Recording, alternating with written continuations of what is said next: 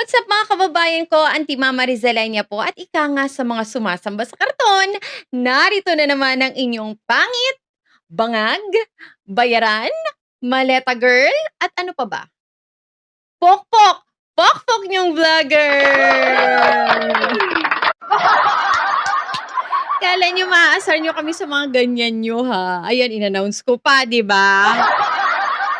So next time kasi, tip lang 'to, pagbabanat kayo sa'min ng pang-aasar, huwag naman kasi yung ampaw, 'di ba? Yung makakasakit dapat, yung talagang tutusok sa'min. Kasi masakit na ba sa inyo yun? Todo na yun, gano'n. Ba't parang ang baduy kasi ta's walang dama? So try harder next time. Naiintindihan naman kasi namin na wala kayong mabitbit na matalinong argumento, kaya dinadaan niyo na lang sa ad hominem attack. 'Di ba? Ganyan ang ugali niyo. Kagaya nga ng idolo at kaalyado niyong si Amy Marcos. Iisa kayo ng hulmahan at ugali. Naintindihan namin kayo sa part na 'yan, pero alam niyo ba na mas nakaka-intimidate para sa'min kapag may babanat sa'min na matalino. Tapos yung tipong makikipagtalasan ng argumento, 'yan. Diyan talaga urong tinggil ko diyan. Kasi nung time na sumuport kami kay Nanay Leni, tapos siyempre may mga bashers ako na loyalista, ay day! Talaga. Medyo nahirapan ako ng konti kasi aminin na natin, marami din ang matatalino talaga. Matatalino ang BBM supporters talaga. Pero siyempre panalo pa rin ako kasi napagod sila sa'kin. Kasi may ugali talaga ako na hindi ako nagpapatalo, day. Papagurin ko talaga kayo 'pag marami akong time. Pero yun nga, sa mga sumasamba sa karton at may sayad, so far wala pa talaga ako na-encounter na worth my brain cells. Parang iisa kasi ng hulmahan ng utak, ang liliit! Or minsan talagang walang-wala talagang utak, ganyan. Waste of time, sayang oras ko. So, hindi ako papatol sa mga ganyan. Kasi alam niyo, 'pag di pong hindi na nila kinakaya yung facts tsaka matatalinong argumento, ang gagawin nila, hahanap sila ng puwedeng mapinta sa'yo. Yung iba nakakarating na talaga sa panlalait sa pisikal na itsura. Eh, minsan patola ako, ganyan. Lalo nung dating wala pa akong admin kasi ngayon may mga admins na ako na tagalinis ng comment section ko. So, hindi na nakakaabot sa'kin yung mga, comments ng DDS na mahahaba na pinag-e-effortan pa. Minsan hindi ko na nababasa yun, 'no. So, hindi na nakakarating, sayang naman.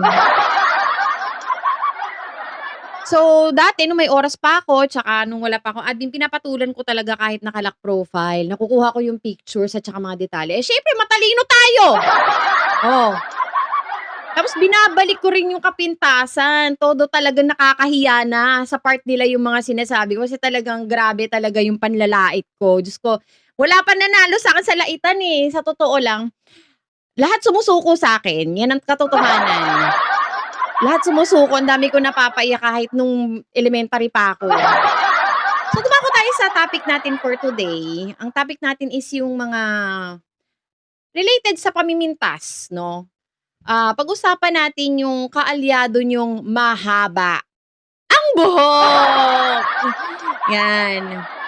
So, siyempre maraming nakakapansin nito 'no, mula nung umupo si Manang Imee bilang senador after the midterm elections. Wala na siyang ibang focus kundi character assassination kay PBBM, na naturingan niyang kapatid. Wala siyang pakialam sa taong bayan, basta ang focus niya ay destabilization. So, hindi ba kayo nagtataka do'n, 'no? At, yung mga tanga naman, nagchi-cheer at nag-a-applause pa sa mga banat ni Imee Marcos. Mga hindi kayo nag-iisip, mga hinampil kayo. Tinraydor nga sariling kapatid, kayo pa kaya?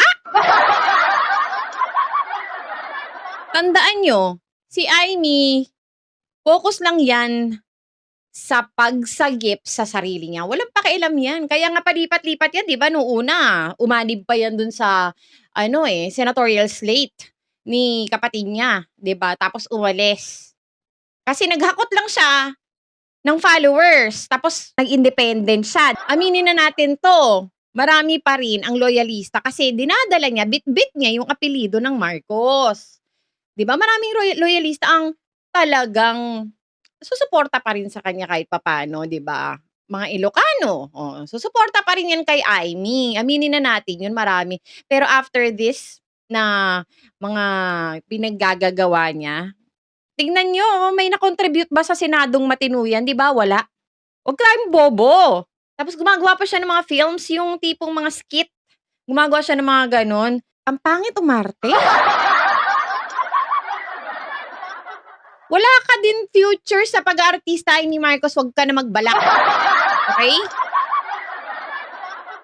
'Di ba? Tapos, yung mga skit niya, ba't hindi mo pa kasi diretsuhin? Napahapyaw palagi eh. Kung matapang ka talaga, Amy Marcos, diretsuhin mo kung sino yung mga pinatutunguhan mo sa mga skits mo. 'Di ba? Katulad nung sinabi niya, impact ang Claire Castro daw yung ICC sa Malacanang. May ICC sa Malacanang, impact ang Claire Castro. Which is siya lang naman nag-isip nun. Sinong impacta sa inyo? Eh, sa'yo kulang na lang walis. Pwede ka nang lumipad sa kalawakan. Pagbilog ang buwan at hating gabi. 'Di ba? Tapos ito pa, nung SONA ni PBBM, putang ina ka, wala kang respeto, naturingan mong kapatid yan, 'di ba? Gumawa na naman agad ng eksena niya. Eksena niya is budol daw, yung sinabi ni Ferdinand Bongbong Marcos na hinahanda at ihahain na daw ang patong-patong na kaso laban kay dating speaker, 'no? So pinasasagot lang nung time na yon yung counter ni Mr. Zaldico at saka ng iba pang involved sa mga allegasyong binabato sa kanila tungkol sa flood control scandal. So, isang counter affidavit yun na lang hinihintay, pero may patong-patong na kaso. Eh, bakit kasi? Bakit ganyan kayo? Ba't kino-connect niyo palagi si BBM at saka si Martin Romualdez? 'Di ba?